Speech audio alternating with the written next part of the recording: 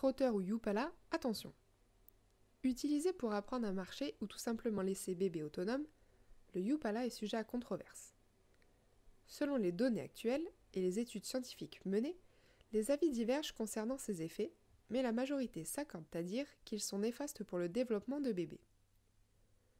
Le Conseil général du Val-de-Marne avait déjà lancé en 2013 une campagne de prévention sur les dangers du Yupala, également appelé trotteur.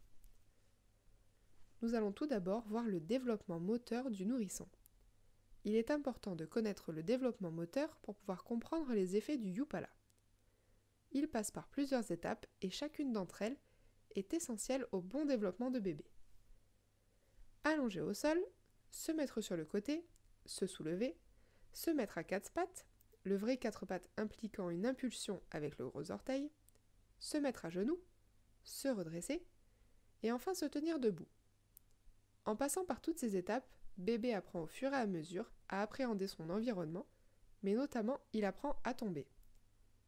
Il sait tomber comme il faut en essayant de se rattraper ou d'amortir la chute.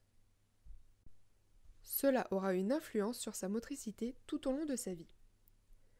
Nous allons donc voir ensuite l'influence du Yupala.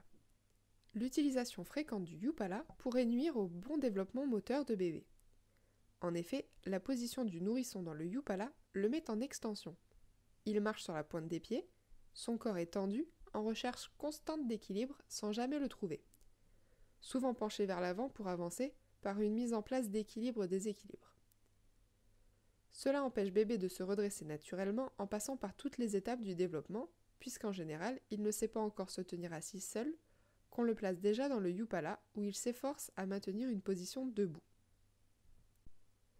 De plus, cela l'empêche de découvrir son environnement et par conséquent, on observe une absence de réflexe de protection, notamment avec les mains, lors de chutes. Il va sans dire que sans surveillance, un Yupala peut aussi être dangereux, tels que les accidents graves, les chutes ou autres. Selon le même principe, il en est de même pour les chaises hautes. Il est important que bébé ait découvert et appris seul à savoir se maintenir assis avant de le forcer à se placer sur une chaise haute pour lui donner à manger par exemple. N'hésitez pas à en discuter avec votre ostéopathe.